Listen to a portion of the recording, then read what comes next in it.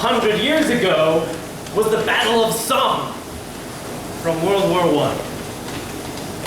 And everyone's dead. Everyone's dead. World War I, they had meat grinders. And this was a device to distract one army, the Germans, to pull them away from Verdun so that the French could survive at the Battle of Salm. So, were you there? Were you there 100 years ago? I was there. Let me tell you my story. Most people don't seem to care, don't seem to know, or don't seem to know to care when it comes to people like me. Of course, the story begins before the war. We were poor, Simon was four, lived in groves of sycamores, not more than 40 miles outside of Baltimore.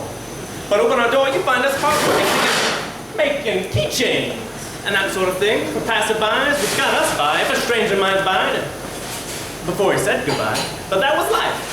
That and we sold whiskey.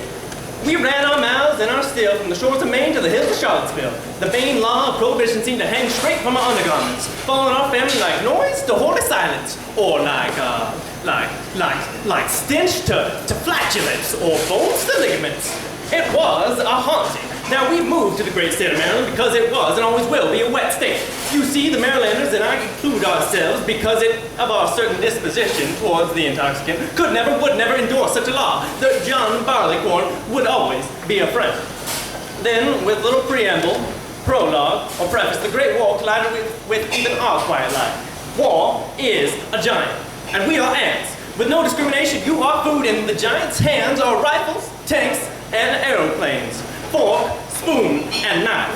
You go to sup with the devil when you ship out, no way around it, of course, unless you're rich, which affords you certain rights. But there I was on the Western Front. Death was abundant. The water stagnant, disease rampant, and all I thought I would need to do was be patient.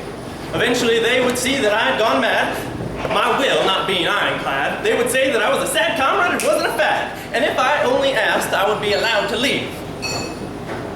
Of course, you can't be crazy if you try and catch a ride home from war, essentially asking for the privilege not to die. A few years went by, and I took to life in the meat grinder just fine. Even Verdun has its pleasures and can grow in a soul. We played games like golf, shooting into the artillery holes, and I'd cook up some homemade boots in a bowl, and once in a while we'd lose control, forgetting we were at war. Like once I wandered out of my foxhole, and to relieve myself, then I was soon shot in the head by an unfriendly pistol. I guess they were right in the end when they said that the losing wasn't indeed a friend. Thanks.